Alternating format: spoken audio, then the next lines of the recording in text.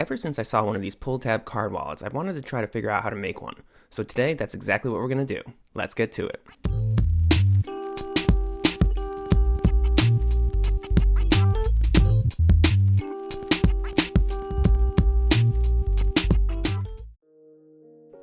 To figure out the size to make the wallet, I started by making a template out of some cardstock. I first traced a card, then to make sure I had enough space for multiple cards and the stitch line, I added a little over a 1/4 inch, or 10-30 seconds to be exact, to both the sides and the bottom.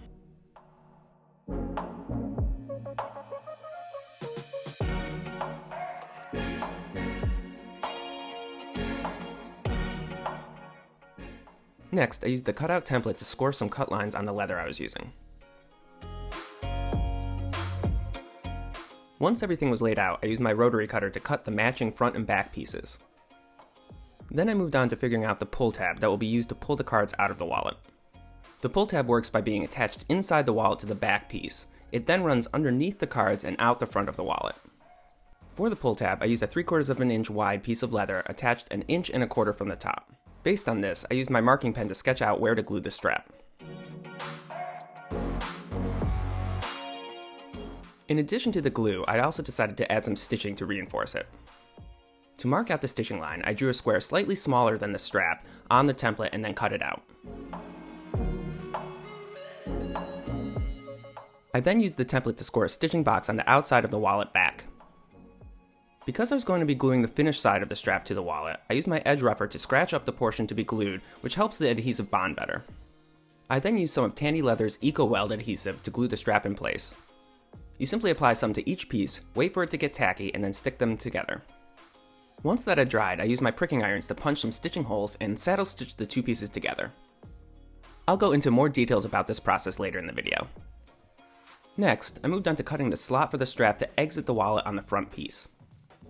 I ended up making the slot a 1/2 inch from the top. To keep the leather from ripping, I punched a hole at each end of the slot and then connected them with my X-Acto.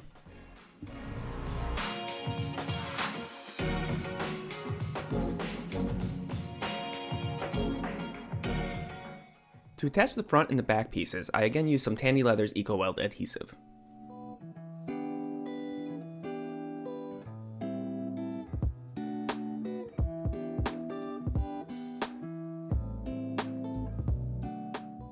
Once they were attached, I pulled the strap through the slot in the front.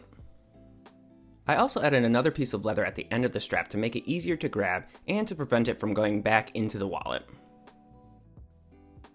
Next, I used my wing dividers to score a stitch line.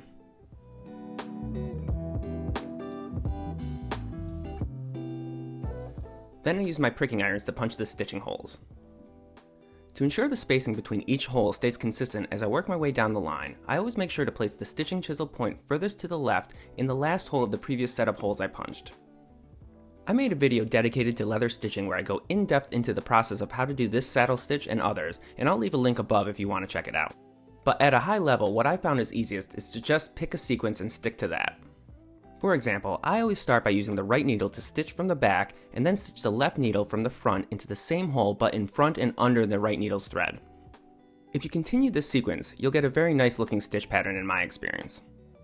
With the stitching done, I moved on to cleaning up and burnishing the edges.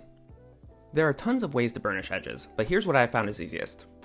I start by using 220 grit sandpaper to sand the edges flush, which I already did earlier.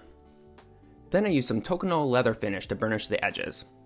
I spread a small amount on the edges with my finger, rub it in a little bit, and then run my edge slicker back and forth along the edges.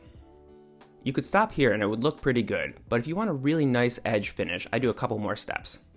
I start by using these micro mesh sanding pads to work the edges all the way up to 12,000 grit.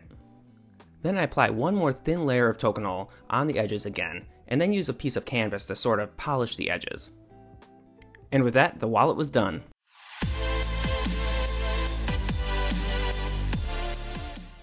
If you enjoyed this video, please consider hitting that subscribe and bell button. I also post a lot of behind the scenes and smaller scale projects as Ethan Carter Designs on Instagram and would love to have you follow me there as well. Thanks for watching and I'll see you on the next one.